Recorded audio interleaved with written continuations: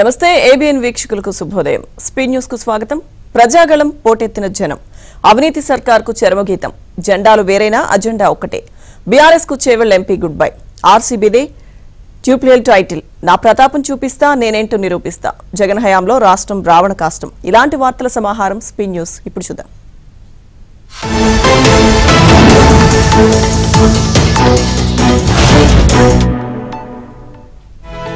ప్రధాని మోదీ ఆసక్తికరమైన వ్యాఖ్యలు చేశారు. ఏపీలో అవినీతి సర్కార్కు చరమగీతం పాడాలని ప్రధాని మోదీ పిలుపునిచ్చారు. చిలకలూరుపేట సభ నుంచి ప్రధాని మోదీ ఎన్నికల శంఖారావాన్ని పూరించారు. తెలుగులో ప్రసంగాన్ని మొదలుపెట్టిన మోదీ త్రికోటేశ్వరుని ఆశీస్సులతో ఎన్డీఏ కూటమికి 400 సీట్లు వస్తాయని ఆశాభావం వ్యక్తం చేశారు. చంద్రబాబు ఎన్డీఏలో చేరడంతో మరింత బలం పెరిగిందన్నారు. ఏపీలో విజయమే లక్ష్యంగా ముందుకు సాగుతామన్నారు. ఏపీ మంత్రులు అవినీతి అక్రమాల్లో ఒకరిని మించి మరొకరు పోటీ పడుతున్నారని విమర్శించారు. టీడీపీ, బీజేపీ, జనసేన కూటమి ఆధ్వర్యంలో బొప్పూడిలో నిర్వహించిన ప్రజాగళం సభకు ప్రధాని ముఖ్య అతిథిగా హాజరయ్యారు. జగన్ పార్టీ, కాంగ్రెస్ పార్టీ వేర్వేరు కాదని, వాటిని ఒకే కుటుంబం నడుపుతోందని విమర్శించారు. ప్రభుత్వ వ్యతిరేక ఓటు చీల్చాలని కాంగ్రెస్ కుట్ర పన్నుతుందని ఆరోపించారు.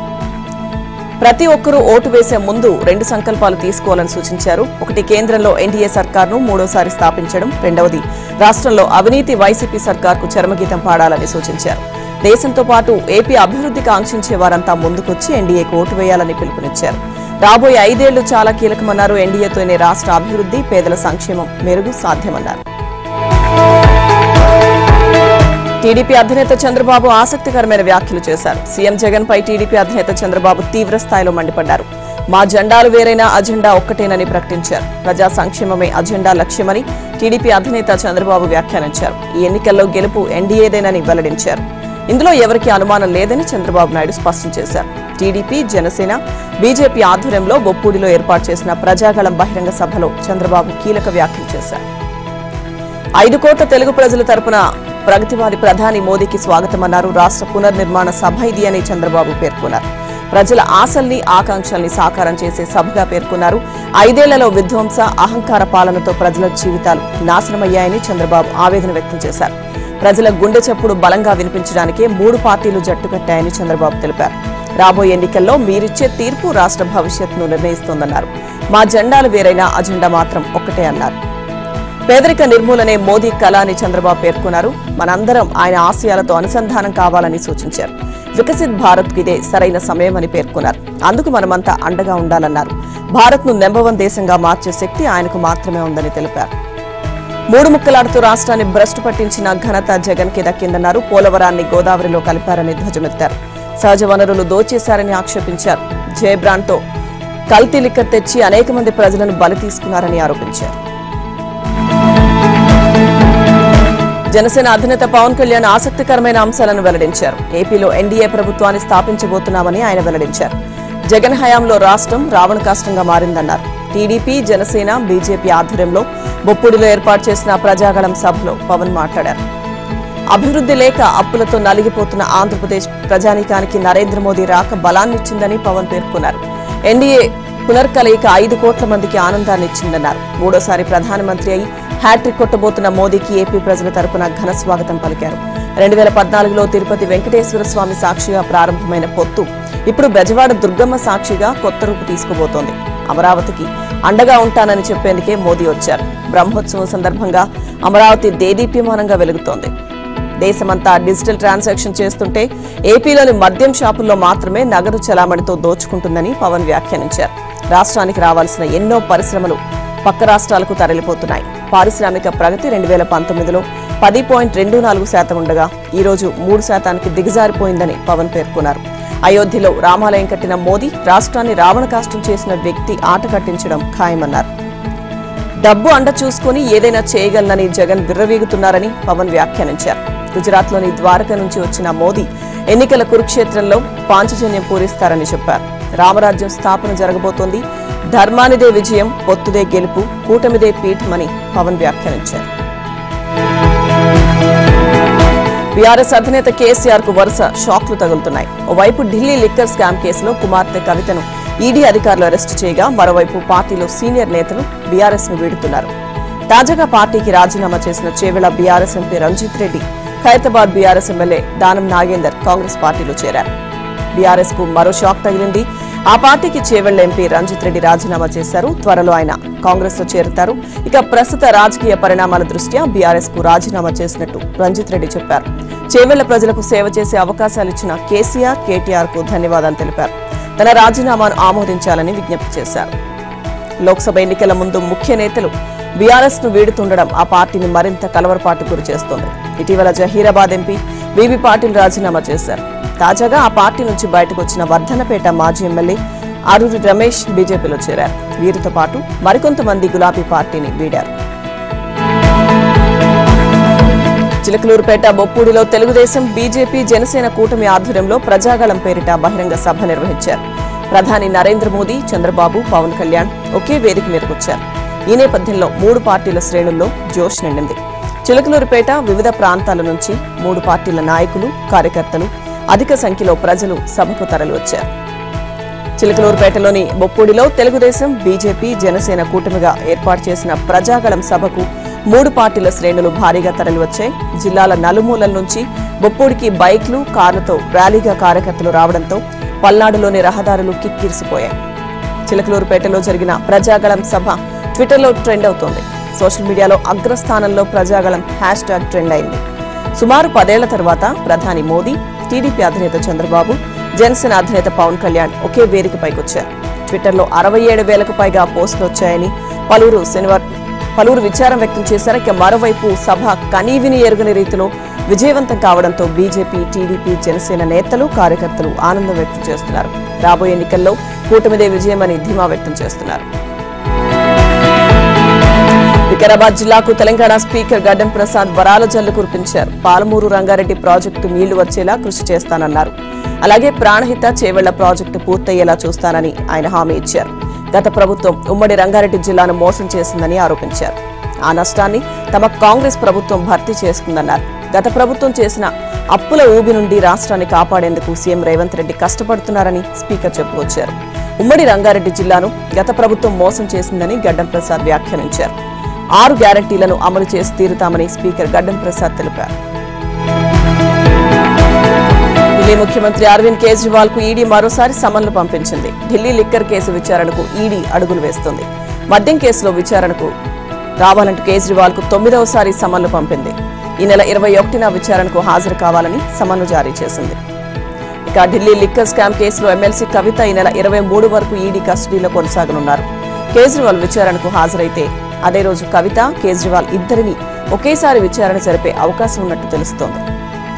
అయితే ఢిల్లీ లిక్కర్ స్కామ్ లో ఆరోపణలు ఎదుర్కొంటున్న సీఎం అరవింద్ కేజ్రీవాల్ కు ఢిల్లీలోని రౌస్ అవెన్యూ కోర్టు నిన్న ఊరటను కల్పించింది. ఆయనకు బెయిల్ మంజూరు చేసింది. ఈడీ ఇప్పటి వరకు పంపిన 8 సమన్లకు అరవింద్ కేజ్రీవాల్ స్పందించలేదు. దీంతో ఈ విషయంపై ఈడీ కోర్టును ఆశ్రయించింది. కోర్టు ఆదేశాల మేరకు ఈ రోజు కోర్టులో కేజ్రీవాల్ వ్యక్తిగతంగా హాజరయ్యారు. ఈ క్రమంలో కోర్టు ఆయనకు బెయిల్ మంజూరు చేసింది. 15,000 రూపాయల వ్యక్తిగత పూచీకత్తుతో పాటు ₹1,00,000 సెక్యూరిటీ డిపాజిట్ చేయాలని కోర్టు ఆదేశించింది. ఈ క్రమంలోనే ఈడీ కేజ్రీవాల్ కు మరోసారి సమన్లు జారీ చేసింది. బీఎస్పీకి రాజీనామా చేసిన పార్టీ రాష్ట్ర అధ్యక్షుడు ఆర్ఎస్ ప్రవీణ్ కుమార్ గులాబీ గూటికి చేరనున్నారు. బీఆర్ఎస్ అధినేత కేసీఆర్ సమక్షంలో ఆయన గులాబీ కండువా వేసుకోనున్నారు. తన రాజకీయ భవితవ్యంపై హైదరాబాద్ లో వందలాది మంది అభిమానులు, శ్రేయోభిలాషులతో మేధోమథనం జరిపారు. ఏ నిర్ణయం తీసుకున్నా తన వెంటే నడుస్తానని మాట ఇచ్చిన అందరికీ ధన్యవాదాలు.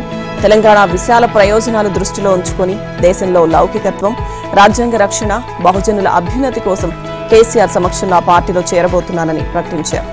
ఎక్కడున్నా బహుజన మహనీయుల సిద్ధాంతాన్ని గుండెల్లో పదిలంగా దాచుకుంటానని ప్రవీణ్ కుమార్ హామీ ఇచ్చారు. వాళ్ల కలలను నిజం చేసే దిశగా పయనిస్తా అని ప్రవీణ్ కుమార్ ఈ మేరకు ట్వీట్ చేశారు. వైసీపీ అరాచకాలకు పాల్పడుతోంది. ఎన్నికల్లో నెగ్గడానికి అడ్డదారులు తొక్కుతోంది. ఎన్నికల ప్రచారం కోసం అధికార దుర్వినియోగానికి పాల్పడుతోంది. ప్రజాధనంతో జీతాలు తీసుకునే వాలంటీర్లను సైతం పార్టీ ప్రచారానికి వాడుకుంటున్న జగన్ సర్కార్ ఎన్నికల కోడ్ వచ్చిన తర్వాత కూడా అడ్డదారిలో ప్రచారానికి కొత్త ఎత్తు వేసింది. ప్రభుత్వ రంగ సంస్థ అయిన ఏపీఎస్ఎఫ్ఎల్ ద్వారా సిద్ధం స్పీచ్లను కోడ్ వచ్చాక కూడా కంటిన్యూస్ గా ప్రచారం చేస్తోంది. ఎన్నికల ప్రవర్తన నియమావళి సక్రమంగా అమలు కావడం లేదు. కోడ్ అమల్లోకి రావడంతో వాలంటీర్లు వైసీపీ సేవలోనే తరిస్తున్నారు. కోడ్కు పాతరేస్తూ ఎమ్మెల్యే అభ్యర్థుల తరపున ప్రజలకు బహుమతులను బాహాటంగా పంపిణీ చేస్తున్నారు. వైసీపీ నేతలతో కలిసి ఇంటింటి ప్రచారం చేశారు. అధికారులకు సవాల్ విసురుతున్నారు.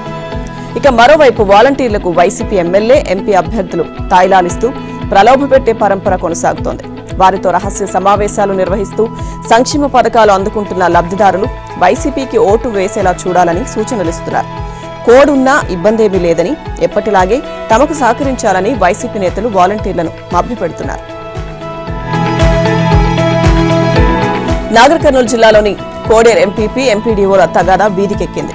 స్థానిక పోలీస్ స్టేషన్లో ఒకరిపై ఒకరు ఫిర్యాదులు చేసుకున్నారు. చెప్పుతో దాడి చేసిందని శ్రావణ్ కుమార్, తనతో అసభ్యంగా ప్రవర్తించాడని ఎంపీపీ రాధా ఫిర్యాదులు చేసుకున్నారు. ఈ ఘటనలో జిల్లా పంచాయతీ ఫోరం అధ్యక్షులు రాజు ఖండించారు. ఎంపీపీపై చర్యలు తీసుకోవాలని డిమాండ్ చేశారు. గత కొంతకాలంగా ఎంపీడీఓ శ్రావణ్, ఎంపీపీ రాధల మధ్య కోల్డ్ వార్ నడుస్తోంది. అభివృద్ధి పనుల అనుమతుల విషయంలో ఇద్దరు వివాదాలకు తలపడుతున్నారు. ఈ క్రమంలో ఎంపీడీఓ కార్యాలయంలో జరిగిన సమావేశంలో ఎంపీపీ రాధ ఎంపీఓను చెప్పుతో కొట్టినట్టు సిబ్బంది ఆరోపిస్తున్నారు. అదే సమయంలో ఎంపీడీఓ శ్రావణ్ తనతో అసభ్యకరంగా ప్రవర్తించాడని ఎంపీపీ చెబుతున్నారు. ఇద్దరు ఫిర్యాదులు స్వీకరించిన పోలీసులు కేసు నమోదు చేసుకుని దర్యాప్తు చేస్తున్నారు. ఖమ్మం జిల్లాలో ఎన్నికల నిర్వహణపై సమీక్ష నిర్వహించారు. Collector Gautam, police commissioner Sunil Dutt ప్రత్యేక సమావేశం నిర్వహించారు. ఎన్నికల సమావేశంలో రాజకీయ నాయకులు, పార్టీలు మత విద్వేషాలు రెచ్చగొట్టకూడదని వారు సూచించారు. రాజకీయ పార్టీల నాయకులు వ్యక్తిగత విమర్శలు చేయకూడదని హితవు పలికారు. కుల మత ప్రాతిపదికపై ఓట్లు అడగరాదన్నారు. ఖమ్మం పార్లమెంట్ పరిధిలో 7 అసెంబ్లీ నియోజకవర్గాల్లో 83 సమస్యాత్మక పోలింగ్ కేంద్రాలున్నాయని గుర్తించారు. ఆయా పోలింగ్ కేంద్రాల్లో పటిష్టమైన భద్రతను ఏర్పాటు చేసినట్లు కలెక్టర్ సిపి వెల్లడించారు. మైనర్లను ఎన్నికల ప్రచారంలో పాల్గొనడం చట్టవిరుద్ధమని వారు హెచ్చరించారు.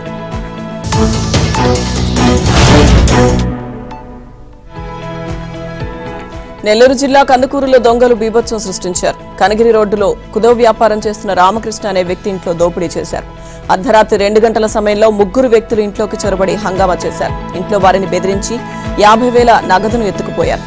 మొదట 15 లక్షలు ఇవ్వాలని ఇంట్లో వారిని బెదిరించారు. రామకృష్ణ కొడుకు మోక్షజ్ఞ మెడపై కత్తి పెట్టారు.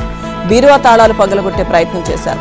తాళాలు విరిగి ప్రయత్నం విఫలం కావడంతో అందరి కాడికి దోచుకుని పారిపోయారు. ఆశించిన డబ్బు దొరకలేదని కుటుంబ సభ్యులను విచక్షణారహితంగా కొట్టారు.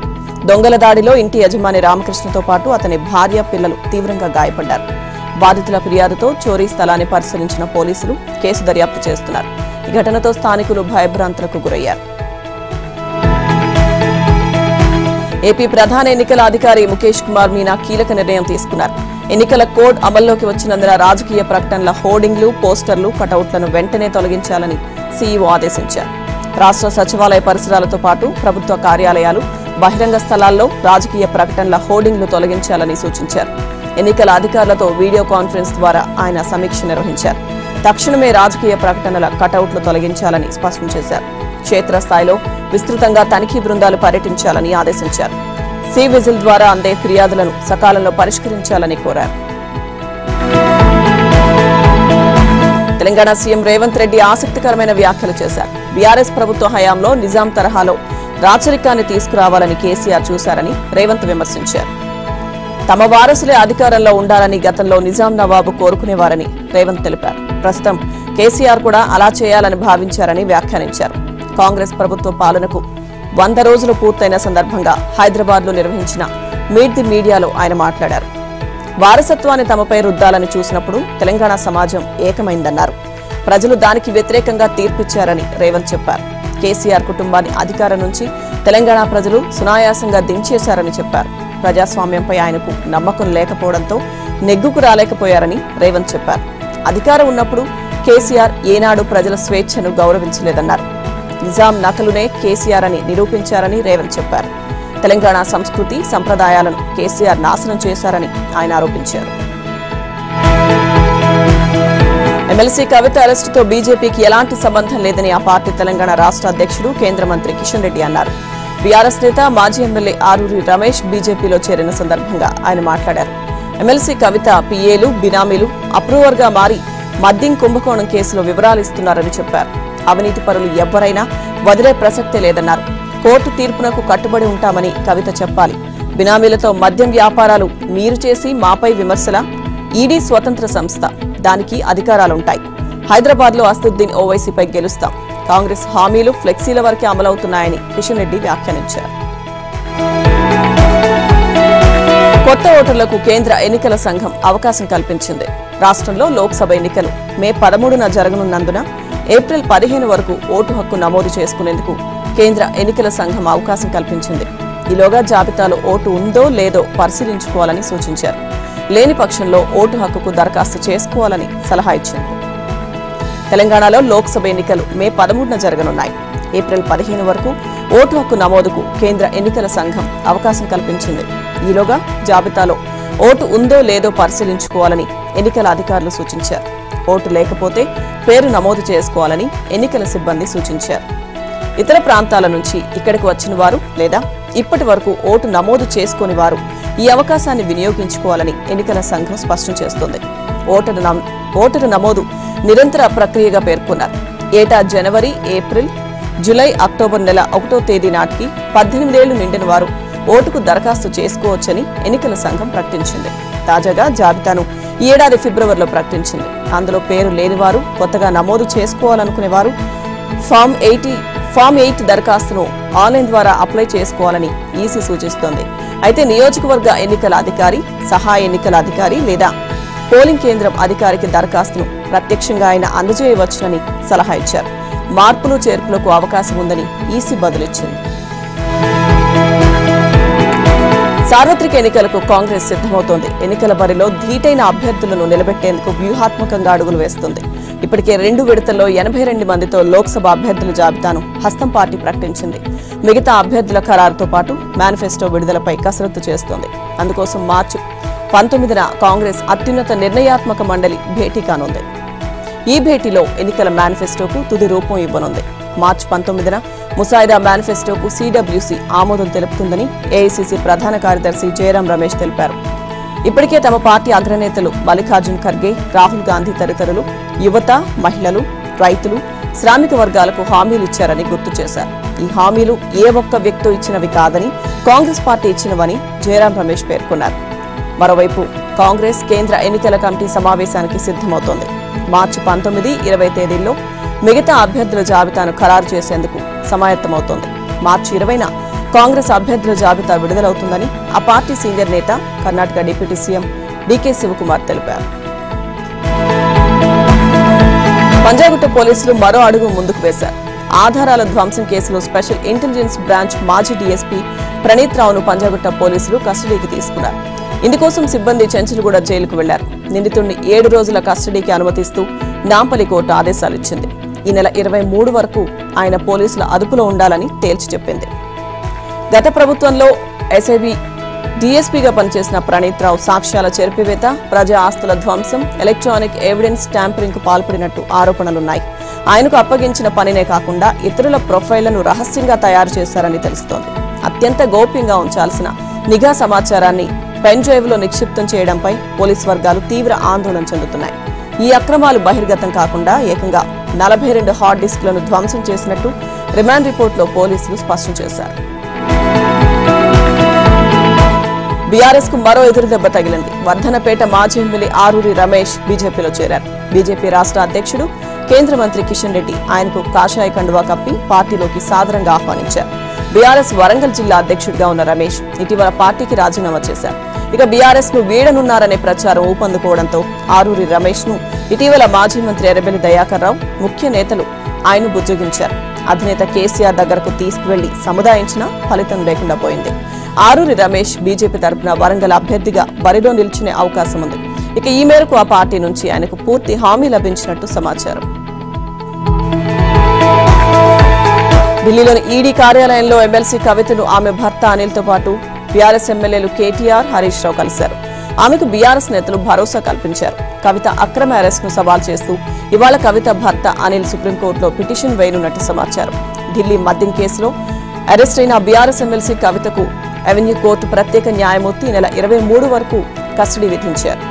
లిక్కర్ స్కామ్ లో ఈడీ కస్టడీలో ఉన్న ఎమ్మెల్సీ కవితను అధికారులు విచారించారు. అనంతరం కేటీఆర్, హరీష్ రావు ములాఖత్ తీసుకుని ఈడీ ఆఫీసులో కవితను కలిశారు. వారితో పాటు కవిత లాయర్ మోహిత్ రావు కూడా ఉన్నారు. సుప్రీంకోర్టులో కేసు పెండింగ్ లో ఉండగా ఈడీ కవితను అరెస్టు చేయడాన్ని సవాల్ చేస్తూ ఆమె భర్త అనిల్ సుప్రీంకోర్టులో కంటెంప్ట్ పిటిషన్ దాఖలు చేయనున్నారు. ఇదిలా ఉంటే లిక్కర్ స్కామ్ కేసులో రిమాండ్ లో ఉన్న కవిత ఈ రోజు తొలిసారిగా నిన్న ఈడీ విచారణ ఆమె ఎదుర్కొన్నారు. కస్టడీలో భాగంగా కవితపై ఈడీ ప్రశ్నల వర్షం కురిపించింది. కవిత వాటిలో కొన్నింటికి సమాధానాలు చెప్పగా మరికొన్ని ప్రశ్నలకు మౌనం వహించినట్టు తెలుస్తోంది. తెలుగు రాష్ట్రాల్లో నేటి నుంచి 10వ తరగతి పరీక్షలు ప్రారంభం కానున్నాయి. 30వ తేదీ వరకు 10th పరీక్షలు కొనసాగనున్నాయి. 7 సబ్జెక్టులకు పరీక్షలు నిర్వహిస్తారు. 10th పరీక్షల కోసం ఏపీలో దాదాపు 3,473 పరీక్షా కేంద్రాలను ఏర్పాటు చేశారు. ప్రధాన పరీక్షలు 28వ తేదీతో ముగియనుండగా మిగతా 2 రోజులు ఓరియంటల్, ఒకేషనల్ పరీక్షలు జరుగుతాయి. ఉదయం 9:30 నుంచి 12:45 వరకు పరీక్షలు జరపనున్నారు. ఇక పే ఇన్విజిలేటర్లతో పాటు చీఫ్ సూపరింటెండెంట్లు అలాగే ఇతర అధికారులు పరీక్షా కేంద్రాల్లోకి సెల్ ఫోన్లు తీసుకువెళ్లకూడదని విద్యాశాఖ అధికారులు ఆదేశాలు జారీ చేశారు. ఏపీలో 10వ తరగతి పరీక్షలకు 7,25,620 మంది హాజరు కానున్నారు. వారిలో రెగ్యులర్ విద్యార్థులు 6,23,092 మంది కాగా గత ఏడాది ఫెయిల్ అయిన 1,02,528 మంది విద్యార్థులు పరీక్షలకు హాజరు కానున్నారు. పేపర్ లీకేజీలను అరికట్టేందుకు ప్రశ్నాపత్రానికి ప్రత్యేక యూనిక్ కోడ్ నెంబర్ ప్రింట్ చేశారు. ఇక మరోవైపు తెలంగాణలోనూ మార్చి 18 నుంచి ఏప్రిల్ 2వ తేదీ వరకు 10th పరీక్షలు జరగనున్నాయి. ఉదయం 9:30 పరీక్ష ప్రారంభమవుతుంది. గంట ముందే పరీక్షా కేంద్రాలకు చేరుకోవాలని అధికారులు విద్యార్థులకు సూచిస్తున్నారు. 1 నిమిషం నిబంధనను ఎత్తివేసి 5 నిమిషాల గ్రేస్ టైం ఇచ్చినట్టు ఇప్పటికే విద్యాశాఖ ప్రకటించింది. దీంతో 9:35 వరకు విద్యార్థులను పరీక్షా కేంద్రాల్లోకి అనుమతించనున్నారు.